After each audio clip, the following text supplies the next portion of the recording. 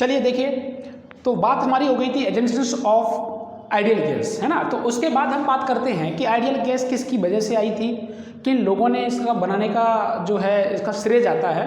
तो मैंने आपको बता रखा है कि बॉयल्स लॉ, चाइल्ड्स लॉ और गैलोसिक लॉ, इनके द्वारा आइडियल गैस फॉर्म हुई थी। मतलब इन 3 साइंटिस्टों ने मिलके आइडियल गैस जो है उसी पर एजेंशंस पे बात करी थी और उन्होंने ही ये इक्वेशंस दी थी। तो कैसे आई थी, हम सारी बातें एक एक करके हम लोग डिस्कस करते हैं। तो पहले लिखिए बॉयल्स लॉ। पहला पॉइंट हमारा जो है वो है बॉयल्स लॉ। तो बॉयल्स लॉ में क्या चीज़ है, जरा इसे देखिए पहले। बॉयल्स लॉ को बेसिकली बात ये की जाती है कि ये आइसोथर्मल प्रोसेस कंसिडर किया जाता है। क्या किया जाता है कि आइसोथर्मल प्रोसेस है। तो आइसोथर्मल प्रोसेस के लिए आपको मैं पहले बता देता हूँ, इसका मतलब एक ही बात है। बॉयल्स ने ये बोला कि प्रोसेस हमारा जो कंसिडर किया जा रहा है वो कैसा किया जा रहा है, आइसोथर्मल कंसिडर किया जा रहा है। बॉयल्स ने क्या बोला था कि प्रोसेस जो होने वाला है वो गैस का, वो कैसा होने वाला है, कैसा होने वाला है, आइसोथर्मल। तो इसमें क्या चीज़ है, आइसोथर्मल का मतलब होता है टेम्परेचर का कांस्टेंट होना, टेम्परेचर का कांस्टेंट होना। तो देखिए चीज़ क्या है, इन्होंने बोला कि अगर आइडियल गैस अगर हमारी है, अगर आइडियल गैस हमारी है तो क्या चीज़ को मानेगी। तो हम आपको बता रहे हैं हमारे पास क्या होता है, PV = nRT होता है। अरे होता है कि नहीं होता, सीधी सी बात है। R तुम्हारा universal gas constant, number of molecules किसी भी कंटेनर के चेंज नहीं हो सकते। जैसे हमने यहाँ पर रखा, ये हमारे पास कंटेनर है और इसमें जितने भी हमारे पास मॉलिक्यूल्स हैं वो मॉलिक्यूल्स हमारे इसमें चेंज नहीं हो सकते। तो मैंने n बोला, नंबर ऑफ मोल्स है। अब ऐसा नहीं है कि कंटेनर जो है कहीं पर ओपन है, कंटेनर क्लोज है। अगर कंटेनर क्लोज है तो नंबर ऑफ पार्टिकल्स चेंज नहीं हो सकते, इसलिए नंबर ऑफ मोल्स चेंज नहीं हो सकते। मैं इस कंटेनर का क्या कर रहा हूँ कि कंटेनर में टेम्परेचर तो कांस्टेंट रख रहा हूँ, टेम्परेचर तो कांस्टेंट रख रहा हूँ, मैं प्रेशर को वेरी कर रहा हूँ। प्रेशर को वेरी करेगा तो वॉल्यूम चेंज होगा, या वॉल्यूम को चेंज करो, P चेंज अगर हम कर रहे हैं, प्रेशर चेंज कर रहे हैं तो हमारा V चेंज ऑटोमेटिकली हो जाएगा, V विल चेंज। अगर हम V को चेंज कर रहे हैं, पहला पॉइंट क्या है कि इसको चेंज कर रहे हैं तो V चेंज होगा, और अगर V चेंज कर रहे हैं हम तो, अगर हम V चेंज कर रहे हैं देन प्रेशर विल चेंज। तो ये कहानी इसमें होने वाली है। इसमें तो क्या चीज़ है, इस जरा चीज़ को देखिए, यहाँ पर ये होने वाला है। अच्छा इसमें क्या है, मैंने अगर ये नंबर ऑफ मोल्स हमारे चेंज हो नहीं सकते, कंटेनर हमारा क्लोज है, R हमारा यूनिवर्सल गैस कांस्टेंट है, वो भी चेंज नहीं होने तो हो सकता है, और टेम्परेचर हम जो कह रहे हैं वो हमारा क्या है, कांस्टेंट हमने माना है। इसका मतलब ये राइट साइड का जो टर्म है वो तुम्हारा कांस्टेंट हो गया। तो PV = कांस्टेंट कंसिडर कर लिया। अगर ये ऐसा है तो हमें एक चीज़ तो समझ आता है कि यहाँ से जो लिख सकते हैं वो लिख सकते हैं P1 B1 = P2 B2।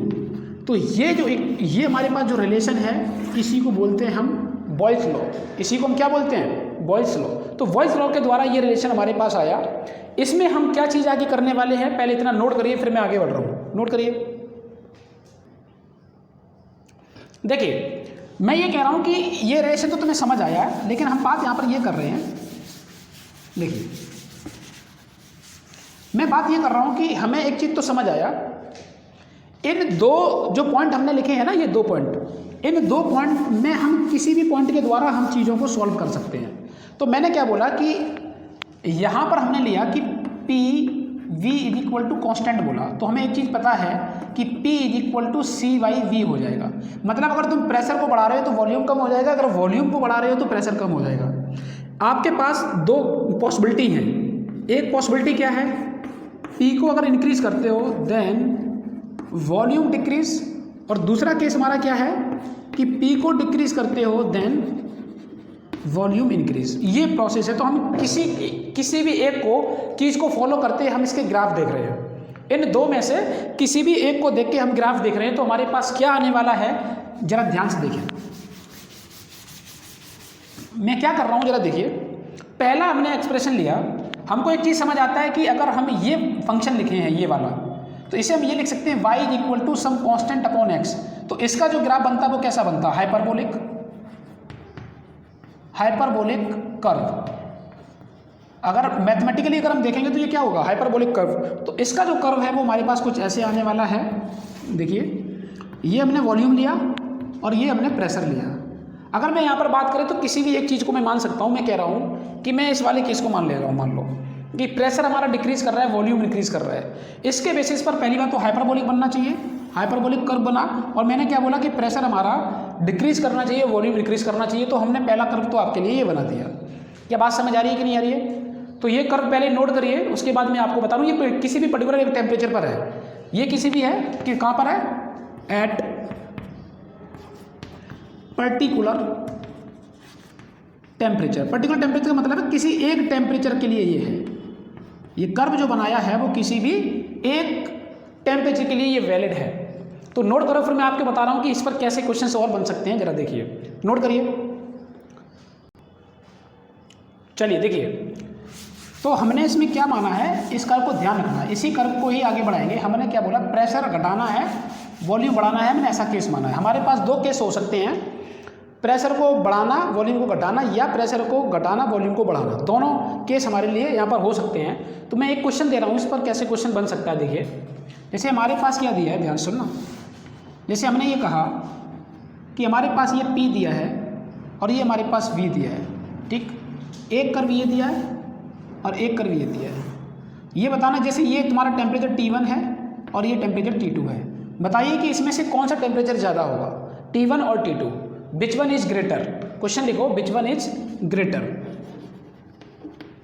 Which one is greater, T1 और T2, ये हमको बताना है। तो देखिए, सबसे पहली बात क्या है कि हमको एक चीज़ तो मालूम है इसमें। वो क्या मालूम है? वो ये मालूम है कि अगर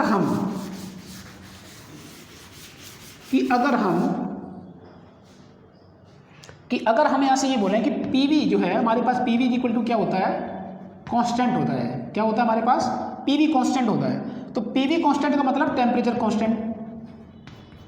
भाई PV कांस्टेंट का मतलब क्या है, टेम्परेचर कांस्टेंट। क्योंकि R ये तो हमेशा ही कांस्टेंट होता है। तो अगर ये कांस्टेंट बोला जा रहा है तो इसका मतलब ये कांस्टेंट हो गया, राइट। तो अगर मैं यहाँ पर बोलता हूँ, अच्छा इसमें से कोई भी चीज़ को चेंज करोगे तो टेम्परेचर चेंज हो जाएगा ऑटोमेटिकली। तो देखो, मैं अगर बात करूँ कि यहाँ पर मैंने एक लाइन ड्रॉ करी, ये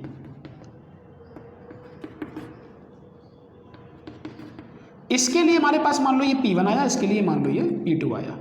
एक वॉल्यूम पर इस पॉइंट के लिए अगर देखा जाए तो हमारे पास दिया है, इस पॉइंट के लिए अगर हम निकालेंगे तो P1 इंटू V, और इस पॉइंट के लिए अगर हम देखेंगे तो हो जाएगा P2 इंटू V। मुझे बताइए इसमें कौन ज़्यादा है? P2 ग्रेटर देन P1 दिख रहा है, तो P2 ग्रेटर देन अगर P1 लिखा है, इससे क्या हम देख सकते हैं कि ये टर्म हमारे पास ज़्यादा हो जाएगा और ये कम। मैंने आपको पहले ही बता रखा है कि PV इक्वल टू कॉन्स्टेंट है तो टेम्परेचर भी कॉन्स्टेंट है।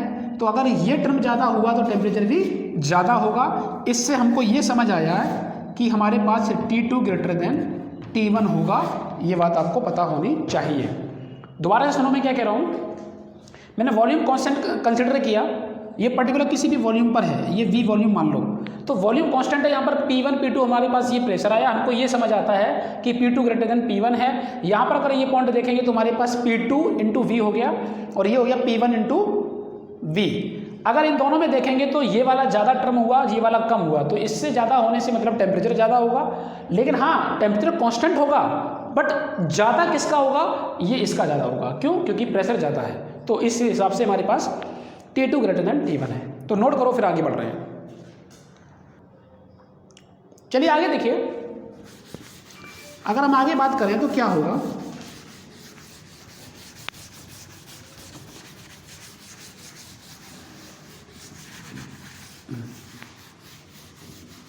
इसमें ये तो कर्व हो गया PV का। टेम्परेचर कांस्टेंट होने पर PV का कर्व क्या है, तो हम क्या क्या बना सकते हैं। At constant temperature T is equal to constant, है ना। हमारे पास जो कर्व बन सकते हैं वो कौन कौन से कर्व आएंगे। कर्व जो कर्व होंगे हमारे पास होगा PV का कर्व, PT का कर्व एंड VT का कर्व। तो हमने इसका तो देख लिया है। अब बात कर रहे हैं हम PT और VT का। तो पहले हम PT का देखते हैं। तो ध्यान देखिए, P और T मुझे एक बात बताइए कि किसी भी गैस में अगर हम बात करते हैं, मान लो कंटेनर है, एक कंटेनर है, तो उस कंटेनर में कुछ ना कुछ तो प्रेशर होगा कि नहीं होगा, और कुछ ना कुछ प्रेशर होगा तो कुछ ना कुछ टेम्परेचर भी होगा। तो मुझे बताइए कि अगर मैं यहाँ पर बात करें तो यहाँ पर टेम्परेचर कांस्टेंट बोला जा रहा है, तो लाइन कुछ हमारी ऐसे होगी, लाइन हमारी कुछ ऐसे होगी, और मैंने ये बता रखा है, मैंने कौन सा प्रोसेस माना था जिसमें पी हमारा घट रहा है और टेम्परेचर बढ़ रहा है। तो बताइए इसका कर्व ये आएगा कि नहीं आएगा? ये तब है जब ये तुम्हारा केल्विन है, इस चीज़ को ध्यान रखना। अगर केल्विन है तो तुम्हारे पास ये कर्व। अच्छा देखिए, क्या प्रेशर तुम्हारा कभी जीरो हो सकता है? नहीं, गैस है तो प्रेशर होगा। दूसरी बात, क्या टेम्परेचर तुम्हारा कभी भी नेगेटिव हो सकता है केल्विन में? नहीं, इसीलिए कुछ ना कुछ टेम्परेचर होगा। ये तुम्हारा जो दिया ये पॉइंट क्या बता रहा है? 0 केल्विन। ये अगर इस एक्सिस के लिए बोलेंगे तो 0 केल्विन है, और प्रेशर भी होगा, तो यहाँ पर भी अगर बात करेंगे तो प्रेशर भी 0 कंसिडर किया जा रहा है। इसका क्या मतलब है? यहाँ पर अगर हम कोऑर्डिनेट देखें तो यहाँ पर कोऑर्डिनेट क्या होंगे? P, T का जो कोऑर्डिनेट होगा वो हमारा होगा 0, केल्विन, 0 प्रेशर 0 केल्विन पर। तो हमें मालूम है कि कुछ ना कुछ प्रेशर भी है, कुछ ना कुछ टेम्परेचर भी होगा। 0 केल्विन तो टेम्परेचर पॉसिबल है ही नहीं यहाँ पर, तो यहाँ पर क्या होगा कि कुछ ना कुछ टेम्परेचर, इसलिए ये कर्व बनाया जा रहा है। इसे टच क्यों नहीं कराया जा रहा है? रीजन कि प्रेशर 0 कभी पॉसिबल नहीं है, टेम्परेचर कांस्टेंट करना है और साथ में कुछ वैल्यू होगी। टच इसलिए नहीं करा रही, कुछ ना कुछ प्रेशर हमेशा रहेगा, तो ये हमारे पास कर्व आएगा। अच्छा जी, केल्विन की जगह पर अगर मान लो तुमसे कर्व ये पूछा जाए कि जो कर्व है वो हमें बताना पीटी कर्व, बट टी जो है वो हमारा डिग्री सेंटीग्रेड है। ध्यान सुनना, ये जो टी है वो तुम्हारा दिया है T in degree centigrade, T in degree centigrade, और यहाँ पर हमने लिख दिया यहाँ पर प्रेशर, कोई दिक्कत नहीं है। बट मैं ये कह रहा हूँ कि ये जो हमने जो ड्रॉ किया है वो मैं ऐसा मान रहा हूँ कि मान लो कि हम ऐसे मान लो 200 केल्विन के लिए ड्रॉ कर रहा हूँ। किसके लिए कर रहा हूँ? 200 केल्विन। तो 200 केल्विन के लिए अगर हम ड्रॉ कर रहे हैं तो इसमें तो कोई दिक्कत नहीं है, क्योंकि 200 केल्विन इसके हिसाब से तो 200 पॉजिटिव ही है। बट अगर हम डिग्री सेंटीग्रेड के लिए बात करेंगे तो हमारी वैल्यू आएगी यहाँ पर डिग्री सेंटीग्रेड में नेगेटिव। अरे क्या आएगी? नेगेटिव। तो क्या आएगी जरा देखिए एक बार, क्योंकि अगर हम बात करें तो यहाँ पर क्या रिलेशन होता है?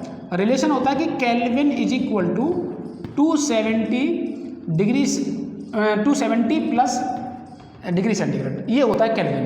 तो अगर मैं बात करें यहाँ पर दिया तुम्हारे पास 200, तो 200 इज इक्वल टू 273 प्लस सी, तो सी की जो वैल्यू आएगी वो माइनस का 73 सेंटीग्रेड आएगी। वो क्या आएगी?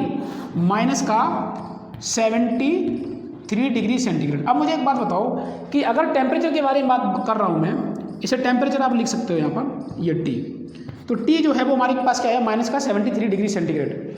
अगर हम नेगेटिव, क्योंकि पॉजिटिव हमारे पास ये अगर टी दिया है तो अगर केल्विन में दिया तो 200 के तो ठीक है, क्योंकि ये तो पॉजिटिव वैल्यू उसके हिसाब से ही। बट अगर हम 200 केल्विन अगर डिग्री सेंटीग्रेड में कन्वर्ट करें तो नेगेटिव वैल्यू आएगी। तो ये कर्व हमारा ऐसा तो नहीं रहेगा जैसे ये दिया है, वैसे वहाँ तो रहने वाला नहीं है। तो क्या रहने वाला है? जरा देखिए,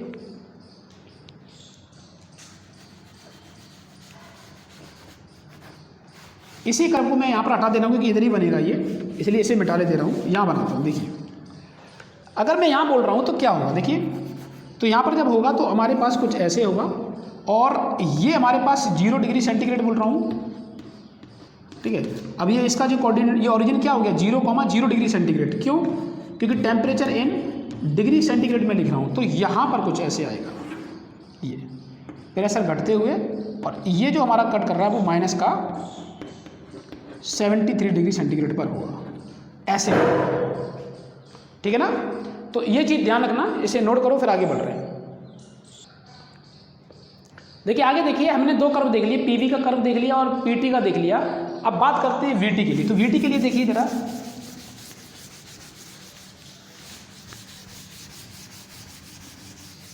अब देखिए हमारे पास पीवी और पीटी का तो बन चुका है, बीटी के बारे में बात करते हैं। तो बीटी के बाद फिर से बात कर रहे हैं। देखिए हम 2 यहाँ पर फिर से, हम अगर बात यहाँ पर करें, अब मैं बार बार चीज़ों को समझाएंगे नहीं आपको डेप्थ में, उसे एक बार हमने बता दिया तो आइडिया लग जाएगा कि ये हमारे पास वी है, ये टी है, और अगर हम यहाँ से बात करें तो हमारे पास वीटी का जो कर्व होगा वो क्या बनेगा? तो सीधी सी बात है, टेम्परेचर हमारा कांस्टेंट होना चाहिए। टेम्परेचर कांस्टेंट, हमने वॉल्यूम बताया था बढ़ना चाहिए, वॉल्यूम हमारा बढ़ना चाहिए। तो इसके हिसाब से ये हमारे पास केल्विन में दिया, तो ये तो कर्व होगा, क्योंकि वॉल्यूम तुम्हारा जीरो कभी हो नहीं सकता, टेम्परेचर भी केल्विन में जीरो कभी नहीं हो सकता। बट वही केस सेम अगर मैं बात करता हूँ किसके लिए, कि अगर डिग्री सेंटीग्रेड में दिया है तो हम क्या करेंगे, तो हमारे पास जो वी टी कर्व होगा वो इधर नेगेटिव में आ जाएगा, टेम्परेचर हमारा नेगेटिव होगा, तो ऐसे कर्व आएगा और dot dot dot dot volume हमारा बढ़ते हुए नजर आएगा। तो ये जो हमारे पास कर्व हो जाएगा, इस चीज़ को ध्यान रखना, नोट करो पहले। देखिए आगे देखिए, अब बात करते हैं कि इसमें अकेले इतने ही ग्राफ नहीं हो सकते, इसमें कई ग्राफ और भी हो सकते हैं। जरा देखिए ग्राफ, देखिए मैं क्या बोल रहा हूँ, जरा ध्यान सुनना, कि ये पीवी पीटी और ये तो इसी के कुछ और नए अपग्रेड वर्जन हैं, वो क्या है जरा देखिए। पीवी इज इक्वल टू हम लिखे हैं कांस्टेंट, और ये भी लिखे हैं कि इसी को हम बोल सकते हैं T is equal to constant.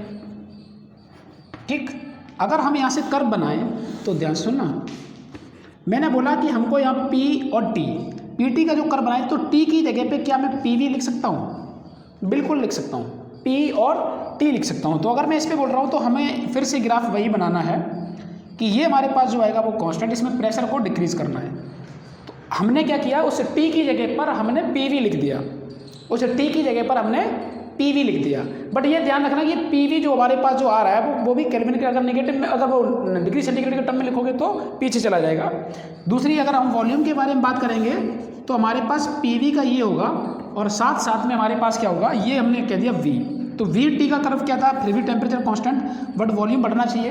तो वही सेम चीज़ जो हमने पीछे वाले कर्व बनाए हैं, वो कर्व हम इस तरीके से भी बना सकते हैं, टेम्परेचर की जगह पे हम पीवी लिख सकते हैं। तो ये चीज़ को थोड़ा ध्यान रखना, ये इंपॉर्टेंट है। ये तुम्हारे नए तरीके के ग्राफ है, वो जो आपको 3 बताए थे, वो तो कॉमन हमारे पास ग्राफ हैं जो आपको सभी को लगभग पता रहता है, बट ये चीज़ें आप थोड़ा गौर करना है इसी को, ठीक है। तो नोट करिए, फिर आगे बढ़ रहा हूँ, नोट करिए। देखिए एक और इसमें ग्राफ है, उसको भी देखिए आप, उसके बाद फिर हमें आगे अगला लॉ बताते हैं हम आपको। देखिए उसमें अगला क्या है, मैं कह रहा हूँ कि जैसे कि अगर हम यहाँ पर बात करते हैं कि P is equal to C Y V, मैं इसको कांस्टेंट मान ले रहा हूँ। मैं क्या कह रहा हूँ कि मैं कर्व किसका बना रहा हूँ, जरा ध्यान सुनना। मैं कर्व बना रहा हूँ यहाँ पर P वर्सेस 1/v। तो हमारे पास जो आएगा वो कुछ ग्राफ ऐसे आएगा, जिस पर हम बोलेंगे टेम्परेचर कांस्टेंट। इसी का हमारे पास कर्व क्या आ गया, इसे मैंने बोला 1/v यहाँ पर बनाना चाहते हैं, 1/v और p के बीच में, तो हमारे पास ये आएगा। अगर हमने बोला कि ये यहाँ से पास कर रहा है, इसका मतलब ये टेम्परेचर हमारा जो भी होगा वो केल्विन में ही बोला जाएगा। अगर ये केल्विन में ना होके टेम्परेचर केल्विन में बोला जाएगा, अगर टेम्परेचर में नहीं होगा तो ये ग्राफ हमारे कुछ पीछे शिफ्ट हो जाएगा। जैसे अगर बात करता हूँ 1/v का, और हम कहते हैं यहाँ पर p, तो ये जो ग्राफ है हमारे पास कुछ ऐसे जाएगा, ऐसे। ये भी टेम्परेचर कांस्टेंट है, बट ये टेम्परेचर जो कांस्टेंट है वो डिग्री सेंटीग्रेड में है, इस चीज़ को ध्यान रखना। ये केल्विन में है और ये डिग्री सेंटीग्रेड में है, इस चीज़ को ध्यान रखना। सेम ये वाला किसके लिए, बॉयल्स लॉ के लिए ही आपको मैं ग्राफ बता रहा हूँ। ये ग्राफ जो हमारे पास है वो किसके लिए है, बॉयल्स लॉ। हमने बनाया किसके वर्सेस में, pressure versus 1/y volume, pressure versus 1/y volume. तो ये ध्यान रखना है इस चीज़ को, ठीक है। चलिए नोट करिए। चलिए देखिए, अब बात करते हैं अगली लॉ के बारे में। देखिए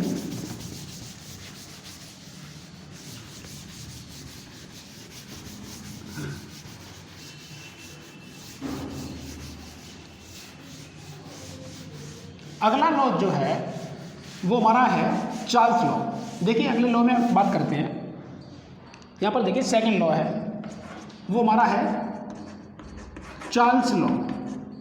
और चार्ल्स लॉ जो है वो क्या बताता है कि ये प्रोसेस जो फॉलो करता है वो आइसोबारिक करता है। कौन सा फॉलो करता है, आइसोबारिक प्रोसेस। तो आइसोबारिक प्रोसेस में होता क्या है, प्रेशर कांस्टेंट बोला जाता है। क्या बोला जाता है कि प्रेशर हमारा कांस्टेंट है। अगर प्रेशर कांस्टेंट के बारे में बात करें तो हमारे पास क्या होगा, देखिए यहाँ पर अगर मैं बात करता हूँ, मान लो ये P है और ये मान लो तुम्हारा T है, इस चीज़ को ध्यान रखना। इसके बेसिस पर अगर हम यहाँ पर लिखें PV is equal to nRT, तो यहाँ से हमें समझ आता है कि प्रेशर कांस्टेंट होने का मतलब ये है कि volume is directly proportional to T। तो यहाँ पर अगर बोलेंगे तो हमारे पास हो जाएगा B1, इसे क्या लिख सकते हैं, BT is equal to some constant. भाई अगर प्रोपोर्शनल हटाएंगे तो एक कांस्टेंट आएगा, तो हम क्या लिख सकते हैं, वो v इज इक्वल टू, मान लो कांस्टेंट को मानते हैं c, तो v is equal to CT लिखेंगे। तो इसे क्या लिख लेंगे, B/T और c इधर आ गया, तो वही चीज़ है। इससे हमें क्या देखा कि B1/T1 is equal to B2/T2।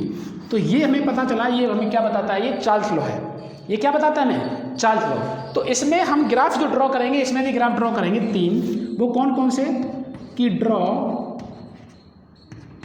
PT curve,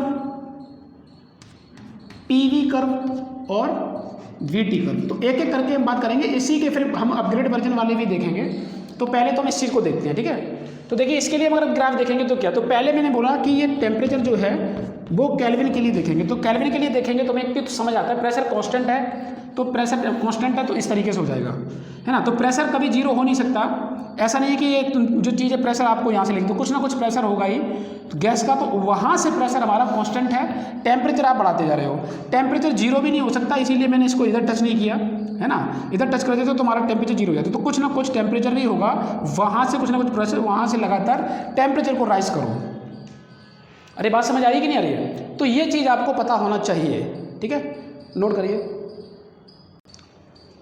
देखिए एक्चुअली जो मैंने एरो बनाया, इस एरो को अभी हम डायरेक्ट नहीं बनाते, हम कुछ चीज़ों पे यहाँ पे समझते हैं, ठीक है। ये क्या करने वाले हैं, इस चीज़ को ध्यान सुनना। मैंने एक कंटेनर लिया, क्योंकि जैसे पीछे वाले बॉयल्स लॉ में हमने किया था, वैसे यहाँ पर चार्ल्स वाले में भी करेंगे। तो मैंने बोला इस कंटेनर है, इस कंटेनर में हमारे पास गैस भरी हुई है, और वो जो गैस भरी है उसका टेम्परेचर आप कंसिडर कर लो। मैंने बोला कि शुरुआती टेम्परेचर T इनिशियल जो मान लो वो आपका है, मान लो 200 केल्विन। अरे कितना है, 200 केल्विन। मैंने क्या किया कि इसका फाइनल टेम्परेचर मैंने कर दिया मान लो 300 केल्विन। तो टेम्परेचर मैंने बढ़ाया, टेम्परेचर बढ़ाने से इससे एक रिलेशन समझ आया कि तुम्हारा T अगर इंक्रीज कर रहा है तो VV इंक्रीज करेगा। ये चीज़ यहाँ से हमें मिल जाएगी, क्योंकि मैंने क्या बोला, इस कंटेनर का मैं टेम्परेचर बढ़ा रहा हूँ, और किस पर, प्रेशर कांस्टेंट पर। ध्यान रखना, किस पर, प्रेशर कांस्टेंट पर। तो प्रेशर कांस्टेंट पर अगर हम बात कर रहे हैं तो टेम्परेचर बढ़ा रहे हैं तो वॉल्यूम ऑटोमेटिक बढ़ जाएगा। ये रिलेशन हमें इससे समझ आता है। अगर इसी को और इस ग्राफ से देखें तो हम ये कह सकते हैं कि ये वाला जो पॉइंट इनिशियल है वो हमारा 200 केल्विन है, और ये वाला कितना होगा, 300 केल्विन। बट प्रेशर को हमने एक कांस्टेंट रखा, और कितने पर रखा, हम ये भी कह सकते हैं, मान लो कि 1 ATM पर ही देख रहे हैं, मान लो 1 ATM कह रहे हैं, तो यहाँ पर क्या बन जाएगा हमारे पास, 1 ATM हो जाएगा। इस तरीके से हम इसे PT का हम ग्राफ जो है ड्रॉ कर लेंगे। तो पहले ये वाली चीज़ें भी नोट करो, फिर मैं इसी PT का डिग्री सेंटीग्रेड के टर्म में आपको समझाते हैं। तो पहले ये नोट करो, फिर बता रहे हैं। चालू करो, चालू करो।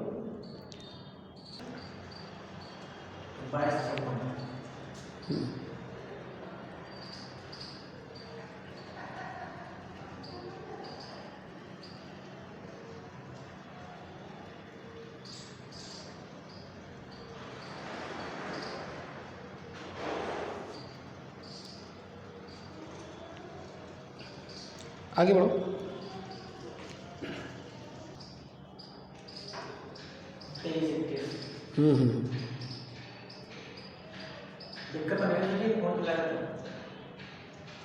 तुम अपना काम करते रहो।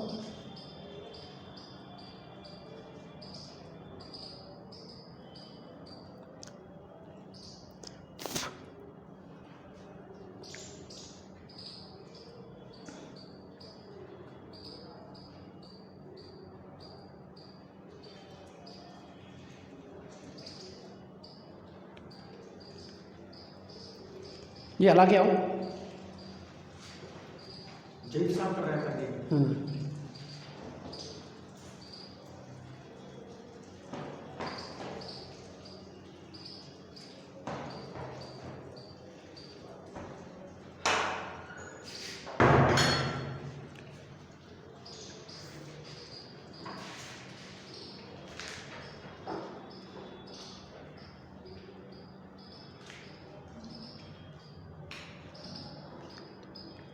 चलो आगे चलो।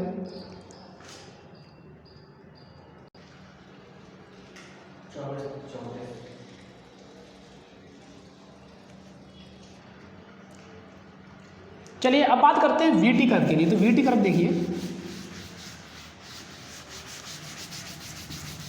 VT कर्व में हमें समझ आता है कि ग्राफ जो आएगा वो लीनियर आने वाला है। VT कर्व में हमें क्या समझ आता है कि ग्राफ हमारा लीनियर आने वाला है। देखिए ये तुम्हारा वॉल्यूम और ये हमारे पास टेम्परेचर। तो हमारे टेम्परेचर भी दो तरीके के, केल्विन। तो हमें मालूम है कि V/T जो है वो कांस्टेंट है। तो अगर कांस्टेंट है तो इसका मतलब ये है कि V is equal to constant को C मान लिया और ये T, मतलब लीनियर कर्व होगा। तो कुछ ऐसे ऐसे डॉट डॉट और ये लाइन हमारे पास ऐसे होगी। तो जहाँ पर टेम्परेचर हमको ये प्रेशर अगर बोलेंगे तो यहाँ पर कांस्टेंट मिलेगा हमको, ठीक है। तो इस चीज़ को ध्यान रखना, इस तरीके से हमारे पास ये कर्व होगा। तो नोट करो, फिर आगे बता रहा हूँ, पहले ये नोट करिए। एक क्वेश्चन आपको दे रहा हूँ मैं, देखिए क्वेश्चन देखो। अगर हम यहाँ से बात करें तो हमने क्या किया कि एक क्वेश्चन जो है वो देखिए, मैंने ये कहा कि मान लो ये V है और ये T है और ये केल्विन में ही है। केल्विन से पहले मैं अगर इसके बारे में बात करें तो अगर मान लो डिग्री सेंटीग्रेड में अगर मैं ये देता तो ये क्या होता। तो एक बात आप याद रखना कि अगर डिग्री सेंटीग्रेड में देंगे तो ये 0 से पास ना करके कि ये कुछ ऐसे पास करेगा और यहाँ से कर्व जाएगा। यही VT का कर्व अगर डिग्री सेंटीग्रेड में दिया है टेम्परेचर, तो वो यहाँ ओरिजिन से पास ना करके वो यहाँ से पास कर जाएगा। क्यों? क्योंकि जो तुम्हारा डिग्री सेंटीग्रेड में होगा वो वैल्यू नेगेटिव दिखाएगा, इसलिए। तो वही सेम VT कर्व हमारा डिग्री सेंटीग्रेड में ही होगा। अब देखिए यहाँ पर मैं इस केल्विन के बारे में बात कर रहा हूँ, तो यहाँ पर मैं क्या कर रहा हूँ जरा ध्यान से सुनो। मैंने दो कर्व लिए, एक और दूसरा ये, दो, ठीक। मैं इसके बारे में बात कर रहा हूँ। मैंने क्या बोला कि ये मान लो हमारे पास 1 है, इसे P1 बोल दो, यहाँ पर प्रेशर P2 है, ये कर्व 1 है, ये कर्व 2 है। यहाँ पर जो एंगल बना रहा है ये यहाँ से पास कर रहा है, ऐसे थोड़ा ढंग से बनाते हैं, देखिए।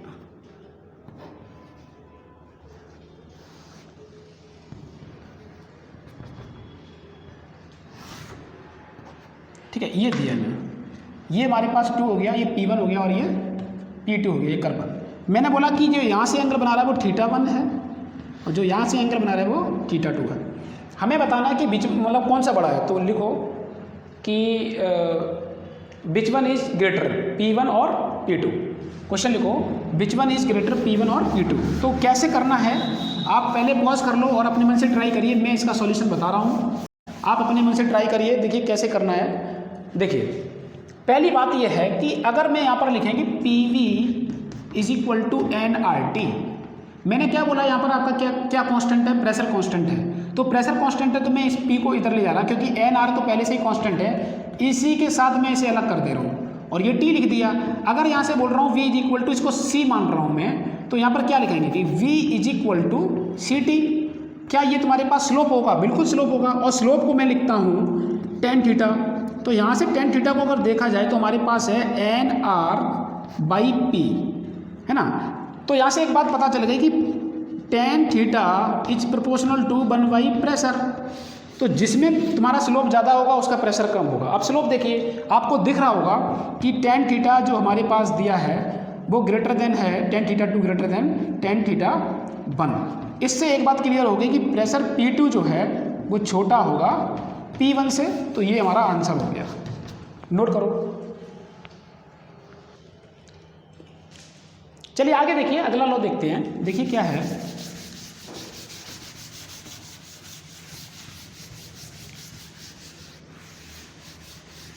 अगला लॉ क्या है, देखिए जरा।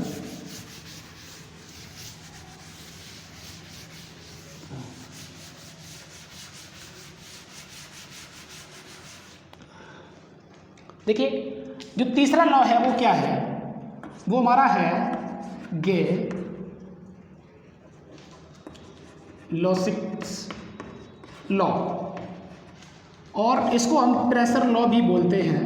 प्रेशर लॉ का मतलब ये नहीं है कि ये तुम्हारा इसमें प्रेशर कांस्टेंट होता है, इसमें कांस्टेंट होता है वॉल्यूम, V कांस्टेंट होता है। और V कांस्टेंट से हमें मालूम है कि प्रोसेस कौन सा बोलते हैं, आइसोकोरिक प्रोसेस हमारा है, ठीक है।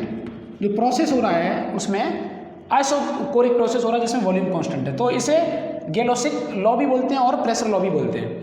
अच्छा, ये तो समझ आया। अगर मैं इससे PV is equal to nRT से अगर हम देखें तो हमारे पास क्या होगा, यहाँ से अगर हम देखें तो P is directly proportional to T लिख सकते हो। तो यहाँ से क्या लिखोगे, T1/T1 is equal to P2/T2।